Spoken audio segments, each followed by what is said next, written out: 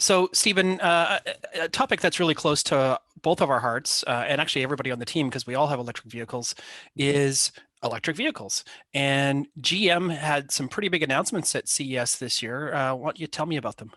Well, GM is doubling down on the electric future. They call the next generation of EV owners Generation E. I don't know what they call us. Maybe we're the TOS. I'm not sure, but we are the early adopters, and GM has figured out that, you know what, in order for them to appeal to a younger audience, to get the new vehicles, to get electric vehicles, to look to a greener future in their big mindset, they need to rebrand. So they started with a logo change a couple weeks ago. It has been a big change because people have loved GMs as internal combustion cars for so long. So that was a very big step for them moving forward. It is more futuristic. It's a little bit more friendly. It's not your dad's GM. Okay. Yeah, it was pretty.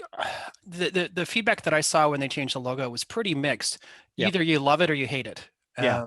And maybe that depends on if you have an EV or if you have an internal combustion engine. I don't know. That's right. I mean, you've got a lot of old school owners of trucks and everything like that, and they're like, "Oh, that's a little too soft." You got Corvette owners that like might not like it either. But then you have people that are more into transportation as a more of a green way to do things. And I think that overall the younger generation seems a little bit more receptive to it.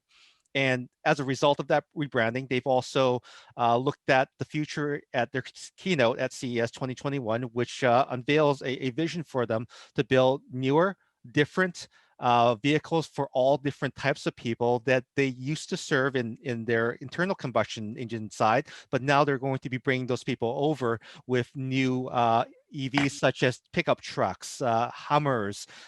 They also announced a new division that will be doing basically commercial stuff like delivery trucks. Some of the early rumblings is that they're going to have a delivery truck that has 250 miles of range that will be delivered sometime by the end of the year, hopefully to some people like Amazon that will be able to reduce their carbon footprint further. The other thing is, of course, the Ultium battery packs, which actually don't use cells like conventional Teslas or conventional battery technology right now. It uses a kind of these packs that can be squished more thoroughly inside of a chassis. And they're saying that can be scaled anywhere between 50 kilowatt hour to 200 kilowatt hour. So to give you a range kind of an idea, my Chevy Bolt right now is about 60 kilowatt hour. That's about 400 kilometers. So a 200 kilowatt hour battery pack will give you well over 1,000 kilometers.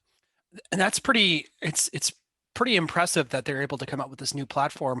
And it kind of reminds me of when Apple got rid of the removable batteries in their laptops. The Mm-hmm. MacBooks used to have that, and then they went with something that sounds very similar to what GM is doing in the bottom of their cars, where it's more of like a bag of juice, Yep, that's and right. as opposed to these very linear cells and very blocky configurations that don't give them a lot of latitude as far as how they have to pack the vehicle, if you will. And so that's kind of cool because definitely Apple was able to find a lot of efficiencies and basically put little battery juice bags wherever they could inside the chassis of their laptops. And that sounds like a really great plan for GM.